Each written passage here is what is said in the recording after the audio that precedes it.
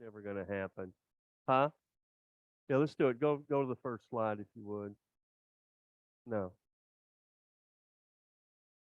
it's there we go. I know everyone in here, and that's a benefit, and I appreciate you guys being here. Um, the thing about history is this: when everybody thinks about an engineer or a doctor or some other profession, a botanist, they immediately go, "Well, I don't know anything about that, but I'm glad that somebody can build a bridge and heal people and do other things." But with historians, it's different because everybody thinks they're an expert. You go on Facebook, Twitter, I don't care. Some guy read some book somewhere and he's an expert on whatever it is. And as a history teacher and as a historian, I've read countless books. I took my first college class when I was 26. I was 8 years into the United States Air Force, and all I really knew was sorties, airplanes, noise, I logistics, numbers was all big, and I got good at it, But at night when I'd go home, an hour before I'd go to sleep, I'd have a history book to read. And even during my work day, I would look forward to reading those books. It'd be biographies of Jefferson and Jackson and Frederick Douglass and people like that. But that was my passion, and my job during the day with the Air Force was um, I gave the 6 o'clock briefing every morning to the commander about how our planes would fly, why they wouldn't fly, who would fly them. Here are the problems. We're going to go investigate this kind of stuff. And I spent a decade doing that. But at age 26, I decided that I could not stand to take another business law class. And I was getting my degree in management to move myself forward. And so I went to my first class. Um, and the first class I took was a literature class taught by a British citizen. I was in England at the time. And then I took a history class. Then I took an environmental biology class. And I just kind of fell in love with those aspects and those courses. And all my friends call them filler courses because they said that because they're really not that important as business law and management and that kind of stuff, which bored me to tears. And I mean no disrespect, but I just could not uh, deal. I mean, and I knew that if I wanted to do this for 20 years, I really didn't look forward to that prospect of that job in the Air Force. But I knew that if I got out, that my passions were education and history, and I knew that the poverty would continue until because if I got in the classroom, but I wouldn't change a thing because my I am absolutely enthralled to this day with history all these years later. And but the problem I have is that people, it's so loud on social media. It's loud just about everywhere you read it. Somebody reads a book and they're an expert on something. History has the same discipline as anyone else. You know, it's a process. It's a methodology. And and, we, and today, when I introduce this person and talk about his life, it's intertwined with other things that this one letter takes us to other areas of his life and other areas of what's going on in the country in the 1860s. This guy's name is T.C. Neel. We have his letter and letters like it at the Texas General Land Office. We have 3 sets of Civil War letters, and this is one of them. And he is the star of this show. Actually, his wife is. But this one letter that he writes his wife 8 months into the Civil War is one of the most poignant letters I've ever read because it says so much on one page. He conveys so much about himself, his family, his job, and why the Confederacy fights in one page. And so I decided to choose him because we can take that one letter and it's going to take us in a million different directions, as we'll see. And by the way, most of you know this already. I have a hobby. It's called historify.co. Okay. I sell nothing on the website. You'll get no ads. But what I do it's a kind of a hobby of mine. I find a letter that's interesting in history and I post that letter that's downloadable. And I also give the backstory of that letter. And all you have to do on Google is just Google historify.co, not .com, .co. .com was already taken. So I had to settle for .co. But what I wanted to do is that instead of just uh, marketing this or advertising this to historians. I wanted to advertise this to just ordinary people who really don't have much interaction with historical documents. So I only post one a month. And for the last 8 months, I posted letters that I know best. The 10 years when I was at the land office, I got to know these people it's kind of like a night at the museum. I walk into the archives and I know these people. They're soldiers, sailors, settlers, presidents, women who are worried about living in the frontier, and women you wouldn't believe how strong those women were back in the day, and they never got enough credit for the things that they did to settle this great state. But Gary Gallagher, the handful of Civil War historians that have the courage to let the documents take them where they need to go instead of them going, well, I'm going to read this book because it satisfies my bias. I'm going to read these objective writers who who collect historical sources and that those sources take them wherever history takes them. And they may come up with a totally different thesis at the end of their research than they started with. And that takes courage today. Somebody reads some off the wall letter about something and all of a sudden they run with it, not really understanding that um, you need to intersect that letter with other letters to find some meaning, some sense of the truth about what's going on. So that's what we're going to do. And Gary Gallagher was asked at a lecture, he said, what should I do? I don't know anything about the Civil War, this guy in the audience. And he goes, if you want to know about the Civil War, don't start with my books. Start with, um, okay, okay, that's okay, okay.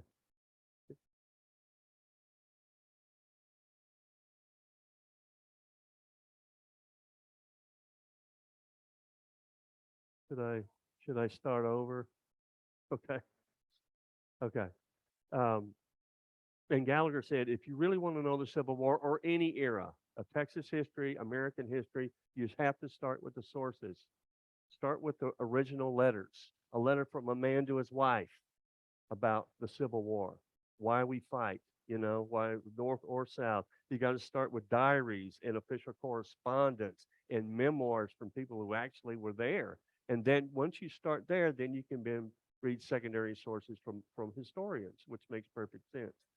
But you can't read one thing and glean everything about the war from that one letter. That's the problem with me showing one letter every month because that doesn't tell the whole story.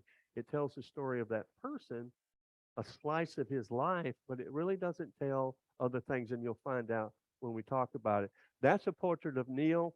His wife, Willia, uh, was instrumental in. I don't have one letter from her, which really bothers me. I don't have a picture of her, but Neel came to Texas when he was 30 years old and died at 37. He died in 18 in September of 1863. I think it's because he heard the Union won the Battle of Gettysburg, but I'm not sure. But the documents actually say that he had consumptive something. He had some congestion. He was coughing. He died of fever. It could have been pneumonia. It could have been some bronchial thing. I don't know. Uh, but he didn't last very long. But he wrote this letter to his wife in 1861, and that's a picture of him. He's originally from Georgia. If you'll go to the next slide. Thank you, Rick. Okay, very good. This is his background. I'm not going to show him. It's not going to be like that little beetle that you see on every slide. This is the last time I'm going to show his picture. But this is a little background before we talk about his letter. He's a Georgia native. He's a graduate of Mercer University. He came here as a college graduate. Now, that doesn't seem like a big deal today, but back then, to have someone who actually was not just literate, but had gone through a coursework in the university, that's a big deal. But he came, I don't know. It just said the only thing I've ever been able to find was that he was a graduate of Mercer University. So I don't. I think it's a classical education because most of them did have classics. You had to read Homer and all that other stuff. So it was probably that. But he arrived in Texas at age 30 in 1854 with his wife, a daughter, and 87 enslaved people. Now I want you to remember that because it's really important at the end of the slide, at the end of the presentation. Uh, he purchased land, and Emmy Lou, I'm glad you're here. He purchased land near present day Ennis. I bet you've been there. Y'all played him in football, probably. Yeah, yeah. He purchased land in present day Ennis, and he lived in the southern near Houston, and he purchased it from somebody who had a land grant there, like 200 acres, maybe a little more. And he eventually grew cotton and wheat. But what's the most interesting thing in this part is you just assumed he went up there and he built his house and all that. He sent his carpenter, an enslaved man, and his crew to this area near Ennis, and they built the house. Then his family showed up. Okay, so this man, his master carpenter, this African American, was the one that actually got the tools, got all the stuff. He's the one that actually built the home that they would eventually live in, T.C. Neel and his family, but there's no record of that other than if you got to dig deep in these letters. So T.C. Neel wasn't there on top of the roof nailing the, yeah, this stuff was done for him. He was elected to the Texas House and Senate, and he's a member of the Secessionist delegation in January 1861. He signed the two most important documents in Civil War history in Texas: the Ordinance of Secession and the causes of the war. And I liken them to, go to the next one if you would. I think that,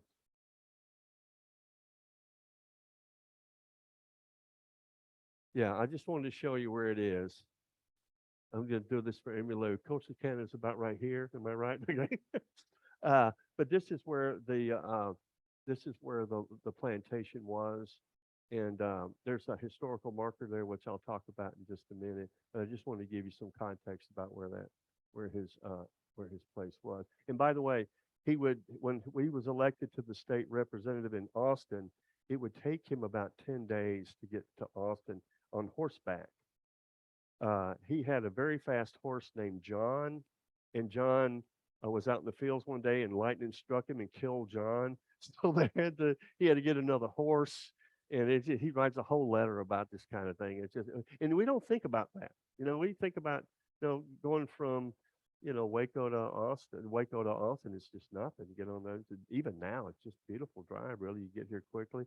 But this guy, 15 miles a day, you know, maybe 20 on a good day.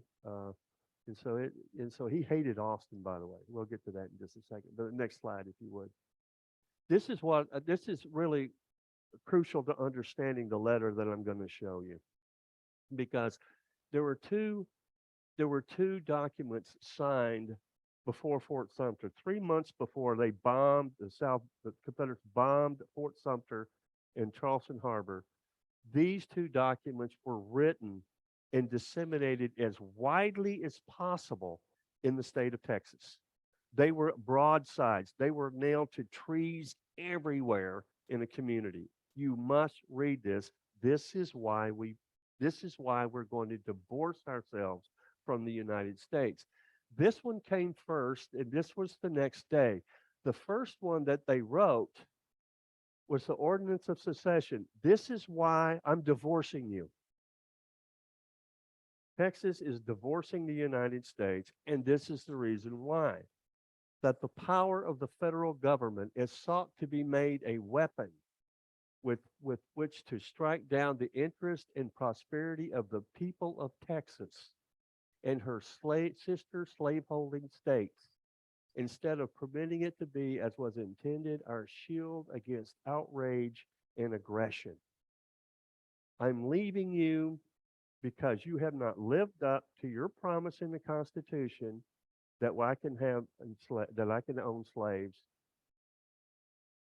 in the South, and that's why we're leaving you. So the next day he comes back to the house and goes, "Okay, I just told you I want a divorce, and this is the reason why." Okay. The next day they sign a document called the Declaration of Causes. This is why I'm leaving. I'm leaving. We hold these as undeniable truths that the governments of the various states and of the Confederacy itself were established exclusively by the white race for themselves and their future children, grandchildren, what have you. That the African race had no agency in their establishment, that they were rightfully held and regarded as an inferior and dependent race. And in that condition, only could their existence in this country be rendered beneficial or even tolerable. That's right. And I'm glad you brought that up because the lost cause thing at the end of the Civil War, all the Confederates said it was about lost cause and states' rights. But really, if you're a historian, you're really interested in what they said before the war. It's what they said before the war that really matters. So when they say, well, slavery really wasn't a cause of the Civil War, all you have to do is go back to the documents that they wrote themselves, that the cornerstone of the Confederacy in the Southern way of life is written on the backs of people, slaves. And the Bible says they are inferior. All you got to do is read Genesis or whatever. And they will say that. So at the very beginning of the Civil War, it doesn't matter what they say in 1870. What matters is what justification were they used at the very beginning. That is what historians are after. Okay? Rick, you're going to say? Yes, they did. They made sure they made broadsides of it. And a broadside is nothing but an old-fashioned advertisement with all the words on there signed by the people that agree with it, the legislators, the delegates to the Secessionist convention. Yes, sir. Yes. You wait. They're at Texas State Library and Archives. They're even online. You can download them for yourself. And so even today, when you hear about, there's a certain segment of people who look at the Civil War and they go, well, it really wasn't about slavery.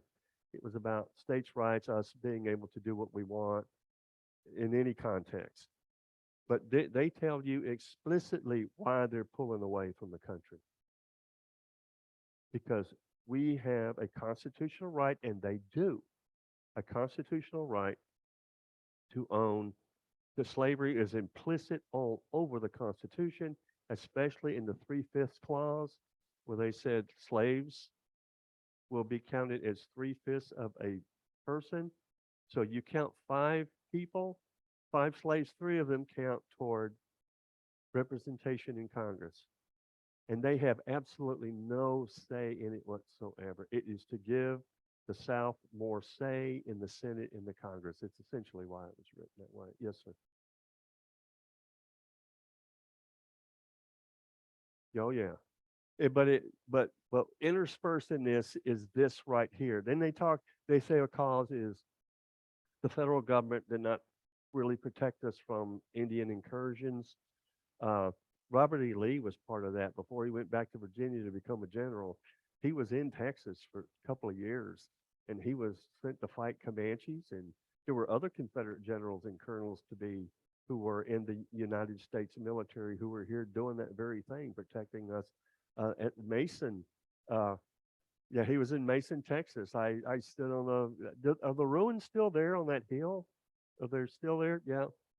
Yeah, Fort Stock. I mean, all of that was oh, he's on the Rio Grande. All of those forts that you see on that's west of the 100 meridian, it was all established to fight the Comanches and Apaches in particular, and so they even that's kind of well, really, I mean, they do what they yes, sir,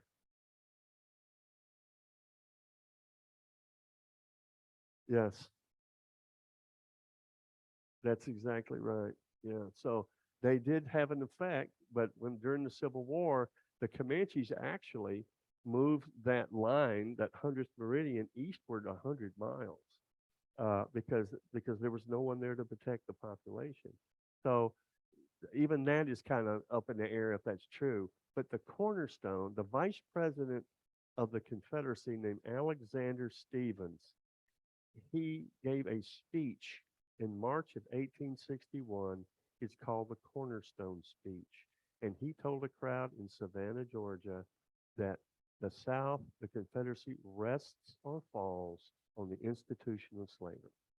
Now, after the war, he denied it, but it was too late. It's in print. It's all over Georgia. But but this is but these documents, and you can download them yourself. Go to Texas State Library and Archives and go to Civil War, and there they are. You can download these documents and read the whole thing. But these are the crux of both of this. Secession, this is I'm divorcing you. Declaration of causes, this is why I'm leaving. Okay? And they made it very, very explicit. And both of these documents have the signature of T.C. Neel.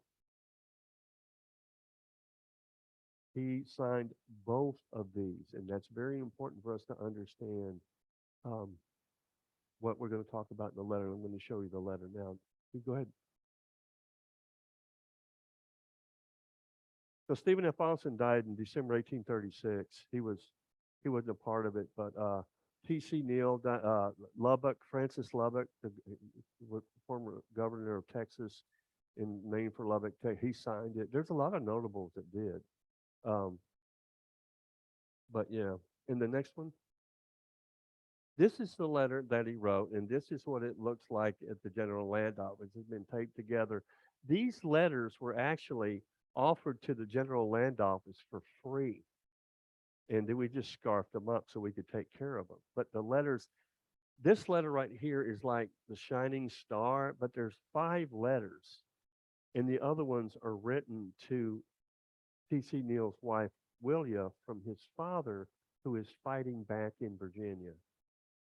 And he writes to his daughter three letters. One is, your brother is is ill. He's in a wagon. There's going to be some major fight in Maryland, and your brother really wants to fight, but he has diarrhea so bad. Now here's the thing: diarrhea, the D is capitalized, and when you read letters during the Civil War, diarrhea is capitalized. And I'm telling you, it must have killed a bunch of men, because I mean, that's what killed most of the men in the Civil War anyway, was disease, dysentery, malaria, I mean, all that stuff.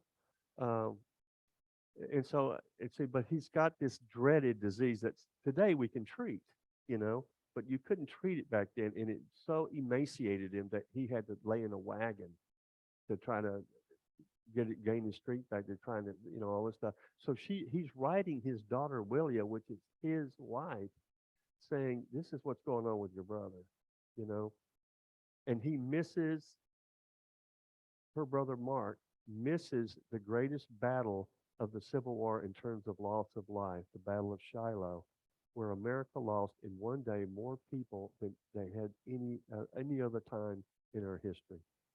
So he misses that battle. But he goes on to say that God is on our side. God is on the side of the South. God is on the side of right. But when you read a letter from someone who fought for the North, they are saying, God is on our side. God is, religion is extremely important in the Civil War, and it's before or after. We have never been so influenced by religion and faith as we were during the Civil War. Every letter that evokes God's name, and in both sides evoke God's name, and both sides slaughtered each other in God's name. And so today it would be kind of hard for us to do that. But this is his letter right here, and I'm going to read it slowly, and then we're going to talk about some of the stuff in it. I received your letter of the 19th November yesterday. I don't know why he repeated that. I am glad that you are doing well. I will come after you as soon as the legislature adjourns, or sooner if it don't adjourn soon. He's had enough. I can't stand it much longer. I do hope this winter will put an end to the war. The Yankees can't subdue us, and it looks like they will soon find out. England followed the same plan and failed. They may overrun us and destroy our property, but it will cost more to keep us down than the whole North is worth. This is the next sentence. If there was not a Negro in the South, the same antagonism would exist. We're going to talk about that in a minute. Sooner or later, we would have to shake her off. As long as we make cotton, whether by slave or free labor, they will want to steal it. We don't stand it. I am glad that John has got home safe and sound, and I hope all our friends will get home safe. But it is impossible. Some dear friends will be have to sacrifice for the liberty. And we're going to talk about what liberty means to them. This is necessary that we may appreciate our government, our country, our home. I understand the fleet is off Indianola, and I guess first at the mouth of the Rio Grande. We don't really don't know what that means. We will soon have a powder mill in actually San Antonio. Lots of cotton is going to Mexico. North Texas is furnishing lots of flour to the troops, also beef and hog meats. Wool has got up from 20 to 40 cents per pound. You had better buy some cotton cards in Georgia. There are none here all out. You have certainly been very careful in your money. God bless you. You are worth a world to me. Take care of your dear self and baby. Goodbye.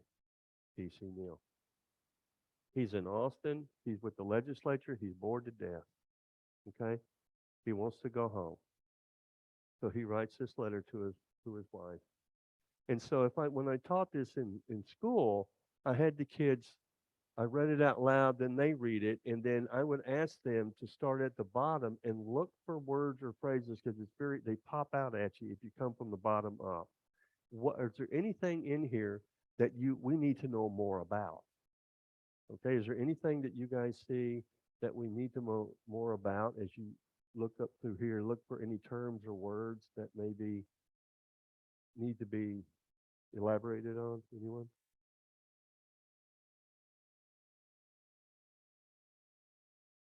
Cotton cards in Georgia, what they do is they take the strands of cotton and you comb it like this, and it makes the cotton very soft because raw cotton, when you make a shirt out of it, is itchy. You've seen them. But cotton cards, you do this and you and it separates the longer fibers from the short ones. And then you take the longer fibers and you could spin it like this. The short ones, it would take you but if you got the longer threads, then you can actually spin that through a spinner, and it's much faster if the length of the cotton is, if it's a long length. So that's it. His wife is in Georgia. That's right. And they would go back and forth until they couldn't anymore. And when the North took Vicksburg on July 4th, 1863, she stayed in Texas. She could no longer move back and forth because Grant, the greatest general, in my opinion, he severed the South when he took the Mississippi River, and nothing could get through now. And so Texas was kind of by itself. But is there anything else that you see up here? This tells me Texas is like the breadbasket of the Confederacy. There's wheat, there's cotton, there's hog meats. They grow, cattle, the whole bit. They used to drive cattle across the Mississippi River into places where they could be butchered and feed the troops. So Texas was very, very active in providing the resources it took to fight the war. And of course, he mentions Mexico. There was a blockade, so they would take the cotton grown in Texas and they would take it across the border near Matamoros, and there would be ships waiting from England and France and Germany and all those places, and they would buy the cotton, and the Confederacy would get armaments, rifles, ammunition, clothing, boots, and that kind of stuff. So the Union saw that as a problem, you know. So they did everything they could to blockade the Texas coast. But Texas was very important in that way. Not so much fighting. We took our men went to fight in Virginia and Georgia and all that. But when it comes to devastation in Texas, there was very little of that. A little bit in Galveston, but apart from that, there wasn't a whole lot of anything going on. And then this is the one uh, you can tell right here that he's passionate about fighting. He wants to see this thing through. And notice T.C. Neel is not talking about joining the military because if you owned more than 20 enslaved people, you didn't have to serve. Okay? So if you owned 20 or more enslaved people, your job was at the plantation. Huh? 87, 86, 87. I put it up here. Uh, he owned 86, 87, and he brought those with him from Georgia, by the way. Yes, sir.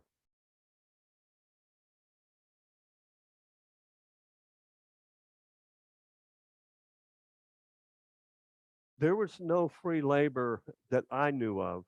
Everybody that worked his plantation was an enslaved person. Now he grew more wheat than cotton because in that area of Texas, it's more conducive to wheat than it is cotton because there's a harder growing season than it is in deep East Texas. So he actually grew more wheat than he did cotton. But the thing about it is, he's willing to. And by the way, there's a Confederate soldier that was told all the Confederate kids who served that if you had more than 20 slaves, you didn't have to serve in the military. And he wrote home to his mom and said, "Well, we all knew this was the truth. It's a rich man's war and a poor man's fight. You know, we're fighting for people who started this whole thing. You know." And so that's just I wrote those kind of letters when I was in service. You know, you just but yes, sir. He is referring that we had no the I say we because I'm born in the South, okay, but he's referring to the Union trying to blockade the coast. That's what he's referring to is that the Union already has ships there, and we have to figure something else out. So they did. They took the cotton overland to Mexico to sell it, as opposed to trying to run it from the coast to England. You know, we had those runner ships, very fast, very fleet, but some of them were getting caught. So this is the way that they tried to get money and resources by selling the cotton across Mexico. If you know where Baghdad is, there's a place called Baghdad on the other side of Mexico, and they actually would bring the cotton there, and then they would sell it to whoever, whatever country wanted it. But this is the one. There's two things I want to show you. One is they said, "Dear friends, will have to be sacrificed for the liberty." A lot of people today, especially, they conflate freedom with liberty, and that's just not true. That freedom means complete freedom. When somebody says, "I'm free to do this," you are unencumbered. But when you say liberty, that is a different word. Liberty means it's a political term that means my individual rights and the responsibilities of government, if it's in sync to each other, then there's liberty. Because I have given consent to the government to take care of these things. And when they're in alignment, that's liberty. The South saw liberty as the original writing of the Constitution that says three-fifths. I am allowed to have slavery, and even Lincoln understood that. I cannot get rid of slavery because the Constitution will not allow me, but I can stop its spread. And when he said in his inaugural address, I will not bother with slavery where it is in the South, but not 1 inch of territory outside those states will be enslaved territory. Yes, sir.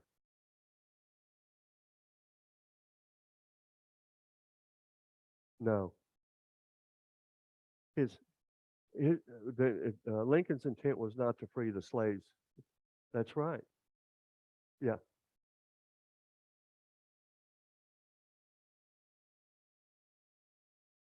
This is this is why the historians that I have read, and the ones that I respect, have said this.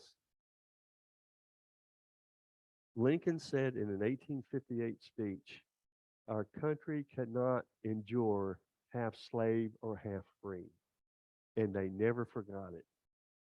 You know, and so they felt in their minds that if he's not going to, if he, what he's going to do with slavery eventually is try to eradicate it from this continent, and they decided to fight based on a lot of that on that premise.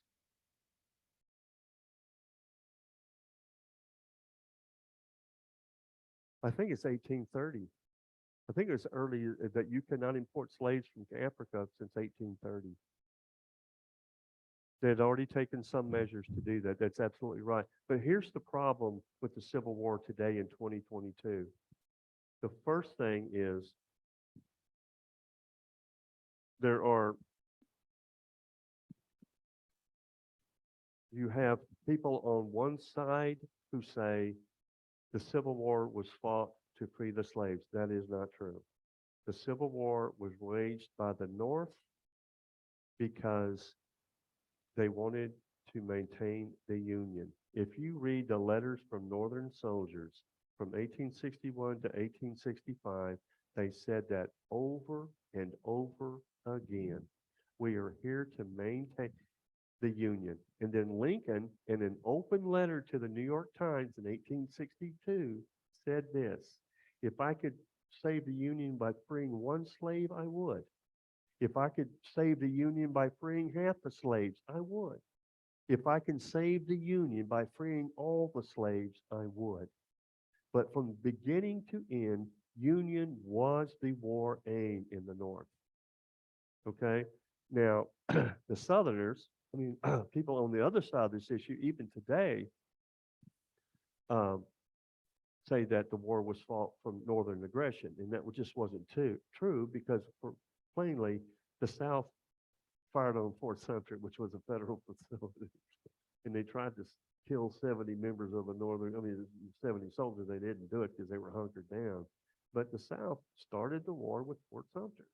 And so the North said, you cannot leave when you want to. One kid said in a letter, if we let the South leave, what's to say that Iowa wants to leave because they're tired of selling us corn, you know? Or why Ohio leaves because we have the waterways and, you know, we can just leave and come back anytime we want to. We can't do that. And Lincoln had always said this: they are laughing at us in Europe. They are laughing at us because the crowned heads of Europe and the monarchies and the aristocracy are going, look, average people can't even govern themselves. You're going to have to go back to the model where you have a king, where you have an aristocracy, because democracy will not work. And Lincoln said this: if they come over here and try to push that on us, I swear to you, they cannot take a drink of the Ohio River without me saying so. We will fight you on the beach. So even the monarchs, the establishment in Europe said, there's just no way. This is laughable. People cannot govern themselves. They need a daddy like us. But Lincoln said, no, this is the last best hope of earth. And if we go, democracy is dead in this world. You think about that. If the United States goes under in our rule of law and our democracy and that everybody counts, we are the last best hope of Earth, and I kind of almost feel that way now. This is it. You know, and so Lincoln was so far ahead of everyone else when it comes to this. But the one when I gave this letter to outlying areas of Texas, I'd see, and they're wonderful people, by the way. I just want to say that I did. I did teacher workshops with this letter and other letters, and Monahans, and I mean a lot of places in West Texas, Kermit, and they're just wonderful people. But there's one sentence in here that they latched on like that. Okay, it said, "Ha ha, there you have it," and it's this and that here. If there was not one Negro in the South, the same antagonism would exist. And they go, well, that tells me that if there were no slaves in Texas, that they would still fight the war and all this. Okay, there's no evidence of that in the historical record. And I think what he means by that is that our cultural differences are so great that even if there were no slavery, we would still fight them because we are so different. That's why they're called damn Yankees. Yeah, that's right. Yeah, that's right. They, that's exactly right. Tremendous distrust. And by the way, it wasn't until after the Civil War that people from the North and South began to travel within each one, and then it began to change.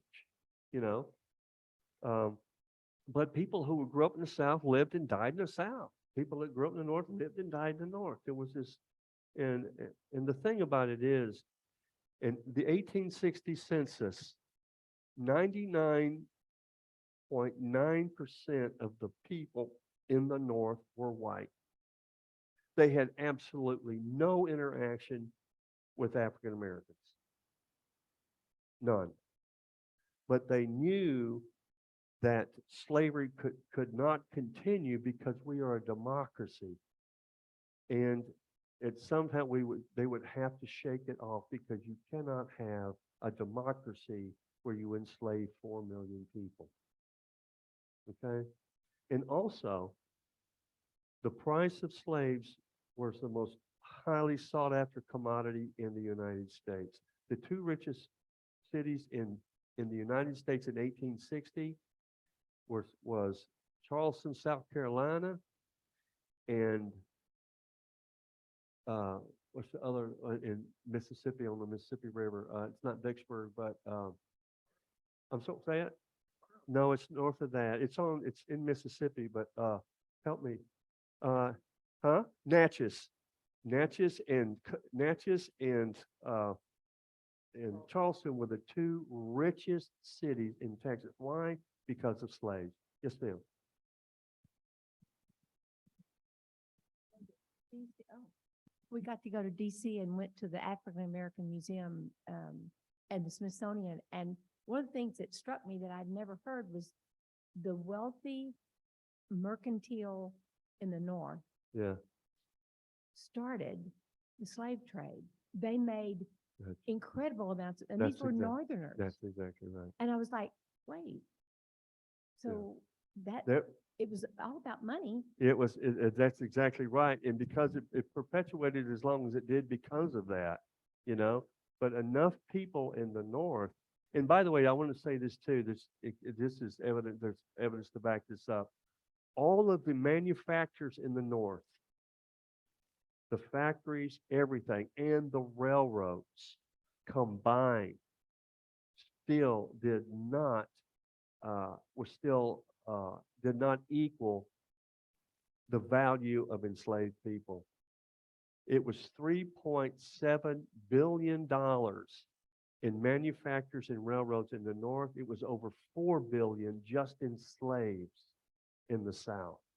So the commodity was there. I mean, it was, money talk, and then it got to a point where it was no longer viable, And by the way, racism was rampant North and South.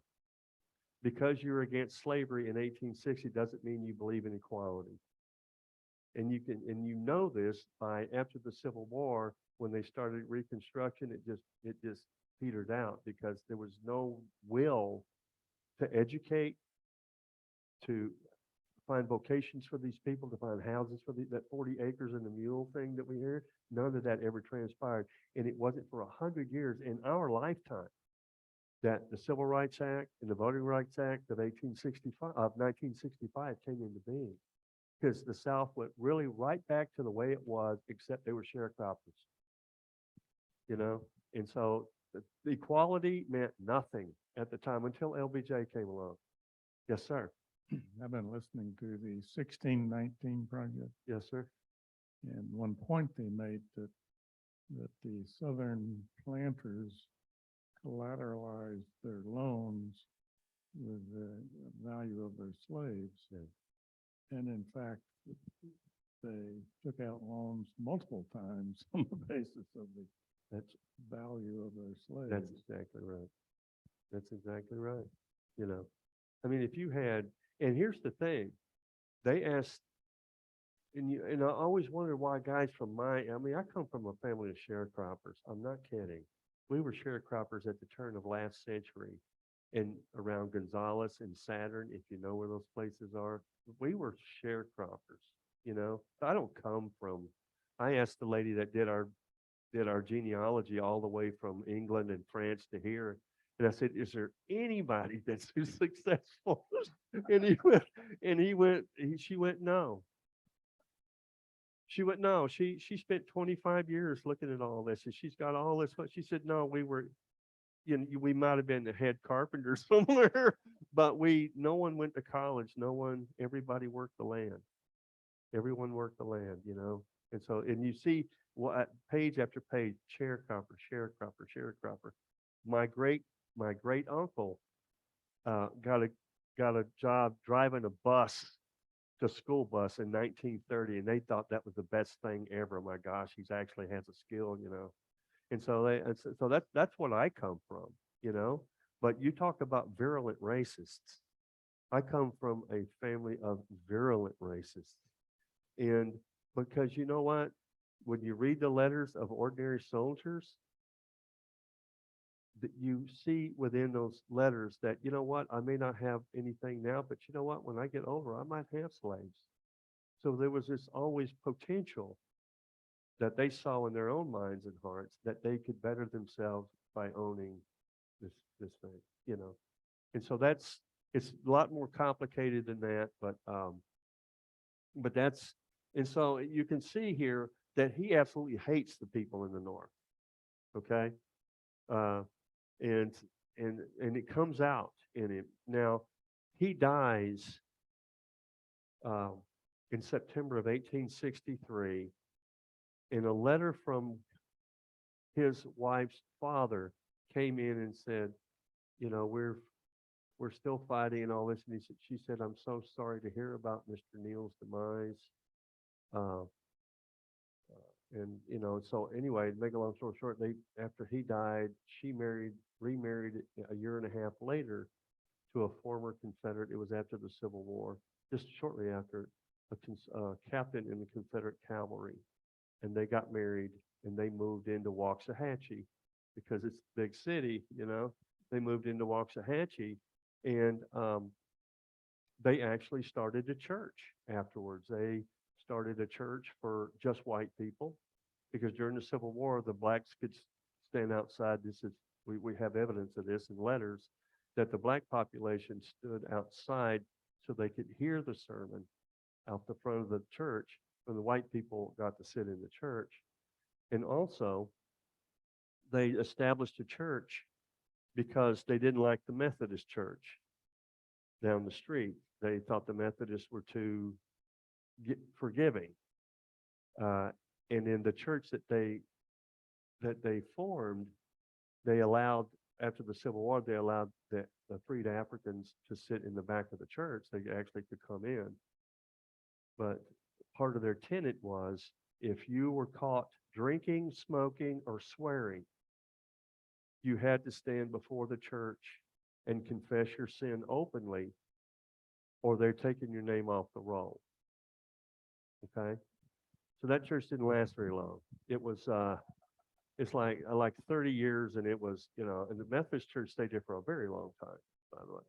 Yeah, 'cause that's what they were, I guess that's what they were doing, but you could not do it in that church. Religion was extremely important back in the day.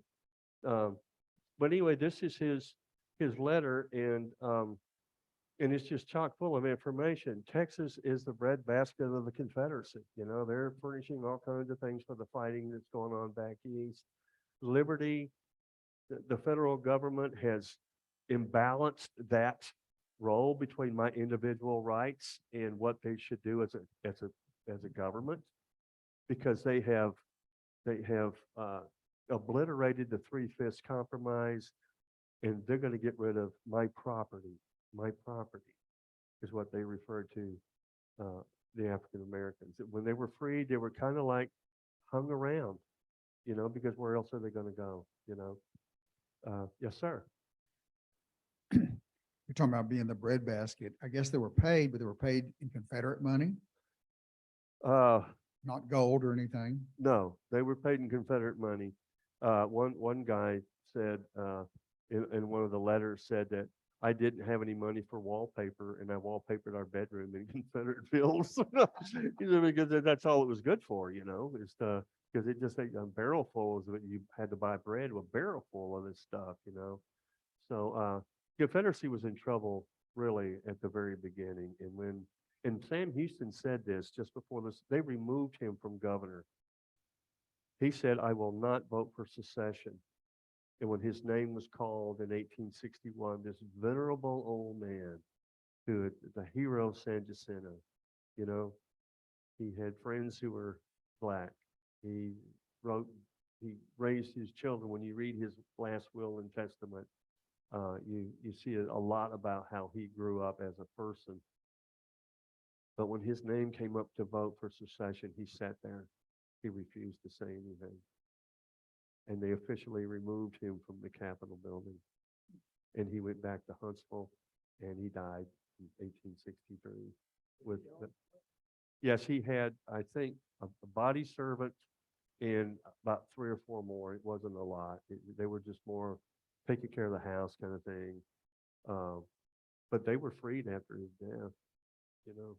So there's something about, he lived among the Indians, and he was one of the few white leaders in this state who actually loved being a part of all that. And when they started murdering the tribes, and it just broke his heart. And he wasn't president at that time. The second guy took over, Marabou Lamar. But he was, but they removed him. And on his way back to Huntsville, he made a stop in a town, and they all cheered him. And he got out of his carriage, and he stood up, and he told them this: we Southerners are hotheads, especially we Texans. We're hotheads. But let me tell you this: we may win some battles in the beginning, but when the North decides to turn on us, and they're going to turn slowly, they will ruin us. Because once they decide how to fight, they've got every resource to beat us. So you hotheads can carry on the way you are, but at the end of the day, the North is going to beat us. And he got back in his carriage and went back to Huntsville and died a year and a half later. So it's very complicated at times. But I think we have one more slide, and then we're done. To show you. If you have any questions, please let me know. Be happy to help.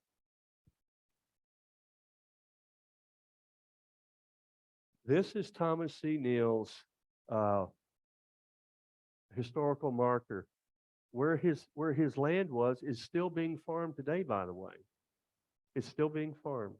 It's wheat. I think there's some corn, wheat and corn now. But this is his historical marker. And Georgia native Thomas C. Neel married Willia E. Latimer in 1848. The couple moved their family to Texas in 1854 and to Ellis County in 1855. They established a cotton and wheat plantation near what would become Ennis. Neel called his wife Will, and the plantation became known as Willstown, which later was shortened to Wilton. That's cute. A post office opened on the plantation in 1857. It served under both the United States and Confederate governments. In 1861, Neel was appointed a delegate to the Secession Convention. Later that year, he was elected to represent the 42nd District in the House of Representatives in the 9th Legislature. Shortly after that term ended, he was elected state senator from the 19th District, but he became ill and died before he was able to serve in the 10th Legislature. So he died in September of 1863. The most notable thing, and I wrote a historical marker for a place in Waco that was erected and put in the ground in July. It's a place where me and my brother and sister stayed while mom could get back on her feet from a bad marriage, and they took care of us. And it was established in 1907 by two teenagers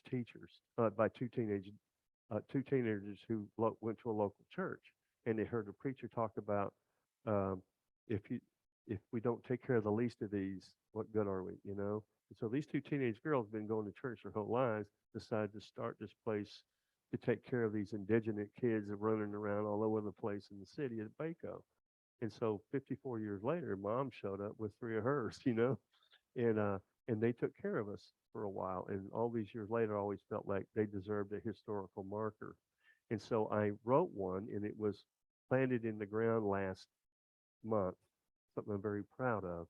Uh, but here's the problem with historical markers is they don't tell you the human side of it. It gives you just the overview of what it was about, why it was established, and all that. But it doesn't relate tears. It doesn't relate sacrifice. It doesn't do any of that. And this is uh, Thomas Neel's historical marker. And when you compare it with his letter, it's not even one is interesting and one isn't. You know, this is history, and the other one is much more intimate and much more tells us much more about TC than this does. And just like the historical marker I wrote for Waco, it just gives this kind of information, but it really doesn't tell about those times mom picked up her three children who had been fed a hot meal and had gone to school that day. And you know what I mean? It's just a whole different thing. And also, what is missing here? Does anybody know? What would be missing here?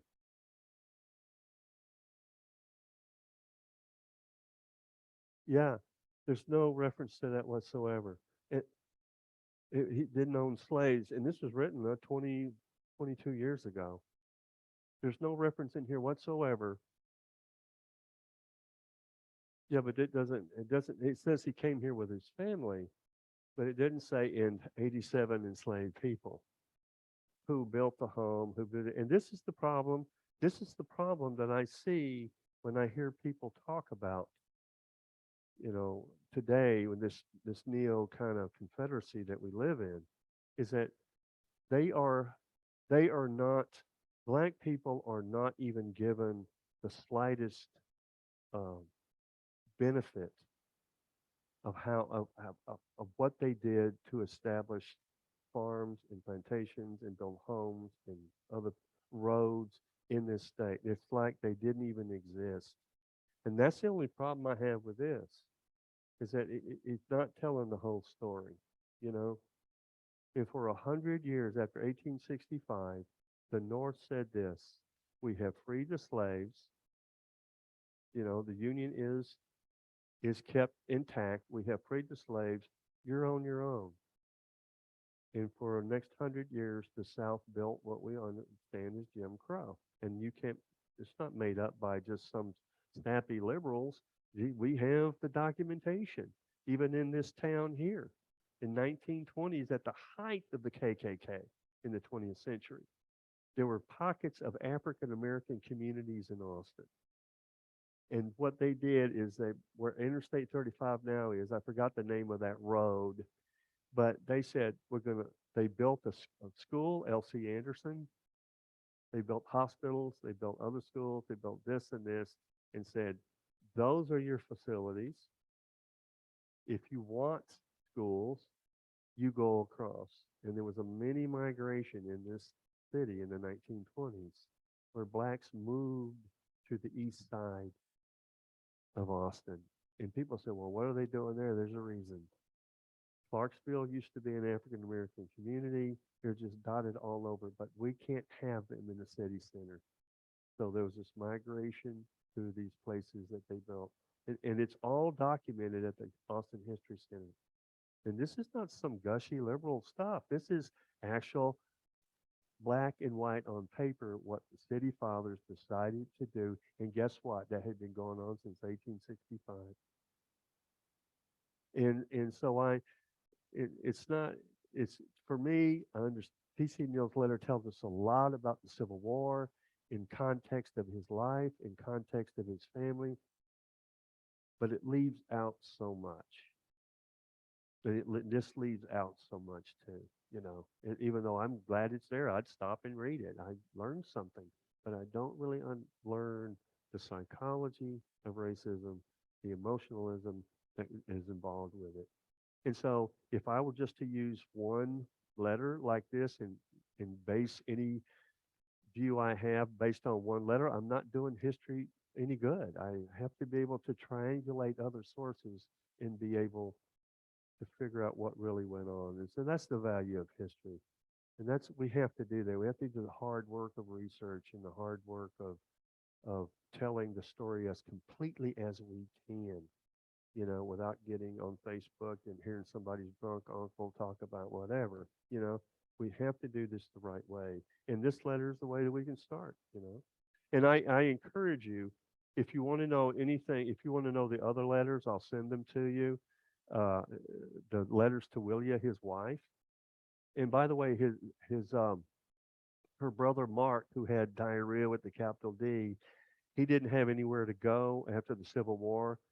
He went back to Georgia, so he decided to join his sister in Texas. And he had been wounded in the abdomen and in the lungs, but he recovered. And he came here, he studied law in Waxahachie.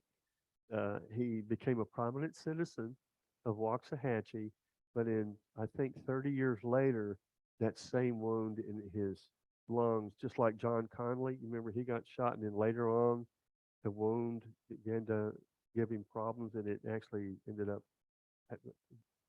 killing him. All those years later, the same thing happened to her brother Mark. He was a banker, and he became a banker and big lawyer and all this. And he just one day, you know, went to bed, and there was some festering, some infection about where that entry and exit wound went in his lungs, and he died from wounds from the Civil War. So there's a lot here, and if you're interested in those letters, I'll be happy to send them to you, and that's it. Thank you so much. I appreciate it. Very kind.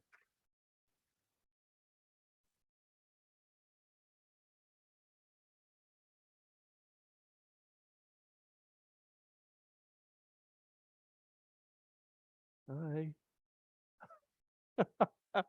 Hello. Do you have any questions? Oh, okay. That's- Arnie, you have any questions, Arnie?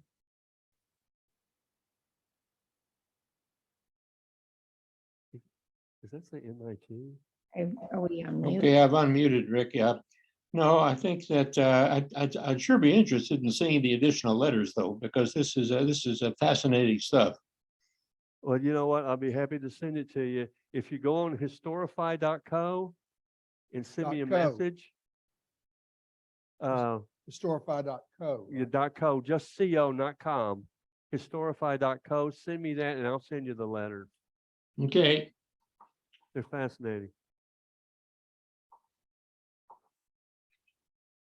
Well, and you've touched on a very important subject that is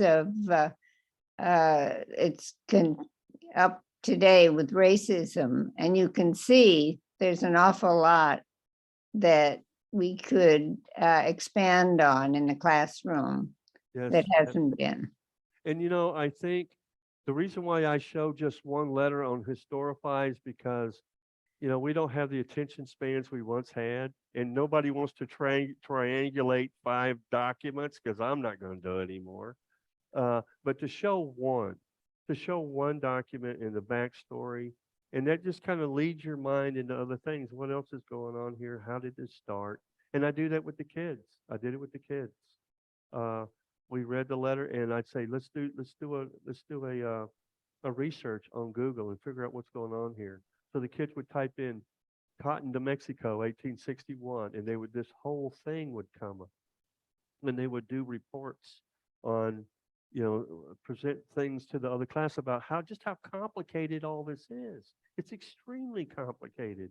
And the thing about it is that even though T.C. Neel had 87 enslaved people, it doesn't mean he didn't love his wife. Didn't mean he didn't love his daughter. We make him evil. The institution was evil. And it had been going on for a very long time. And even people in the North kind of recognized that until the war came. So it's not like T.C. Neel is evil. He understood that this is what he could get away with, So we have to kind of see it in that context as well. So yes, sir. Arnold? I think that one comment is, I think that that declaration of causes should be required reading. Yes. And it's not taught. It's not taught. And it should be. It should be taught. The secession says, I'm divorcing you, and he leaves, and the next day he tells his wife, and this is why I'm leaving. So those are those two documents. That's what they do. Now you'll see a lot in there, but a lot of it comes back to slavery. A lot of it comes back to it's my right to own these people. It's a biblical right. It's and so after the Civil War, the North says, we're a union. We don't have to, I don't care what happens anymore because slavery's dead. So that gave the South a free hand to do what we saw growing up. I don't know about you, but I used to see colored in the back signs when I grew up. And I remember that. We used to go to Rosebud Lot to buy our jeans in 1962. Those ones you could barely iron. They just weighed a ton and dungaree looking things. And mother would buy those because they would last for years until you outgrew them. But I remember seeing the signs colored in the back, and it just amazes me that, yes, ma'am, I was just interested in knowing what age level you taught. 7th grade. Okay. And one document's enough.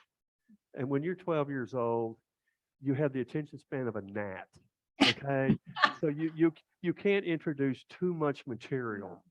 But I do hope that some of them did at least recognize the value and the necessity of history as a something you could pursue. Yes, ma'am. I was just going to say, I started my teaching career with 7th and 8th graders. That's so why I know have what the you're hairdo talking I about. have today, by the way. I just I lost it over time, but and we need to do that. We need to, and you know what? They actually come up with curriculum now that's abhorrent. You start with, well, the North and the South, they started over, regional differences, and then you go from there and do something, right? I think we need to say right at the very beginning that slavery from our very founding was a problem, and we compromised.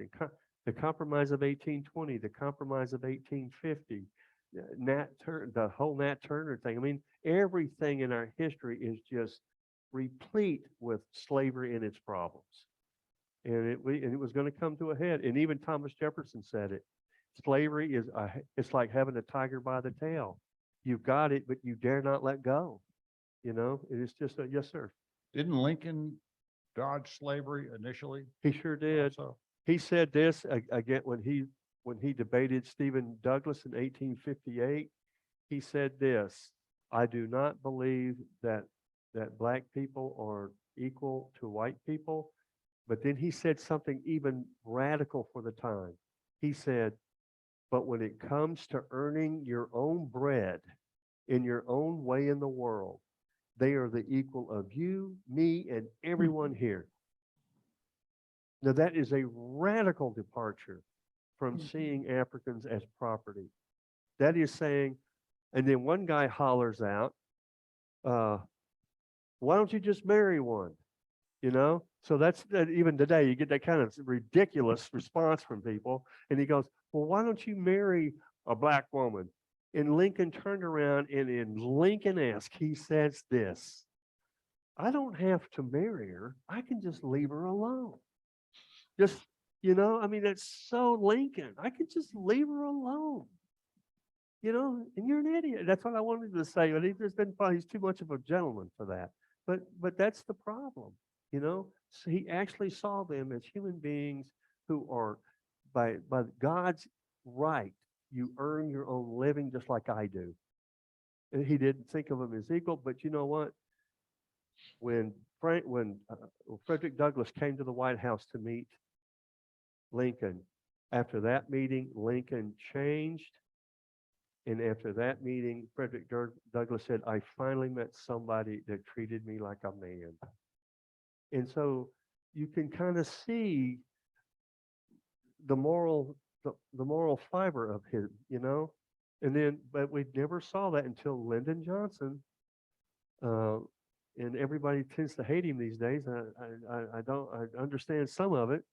But he said, you know, we're going to do it now. I have this much window. I have this much window to change my country the way it should look.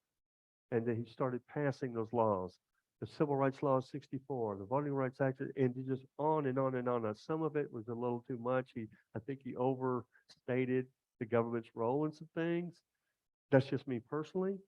But when it came, he says, I have a window this wide because I'm a Southerner. And if I don't do this right, we're gonna lose the South to the Republican Party. And he did. That's what happened. When Reagan come along, he swept those 11 states, you know, and all because of that. You know, my mom and dad became Republicans because of that kind of thing. So it's still with us now. It's still with us now. So if you want any of these letters, I have access to some of the most incredible Civil War letters.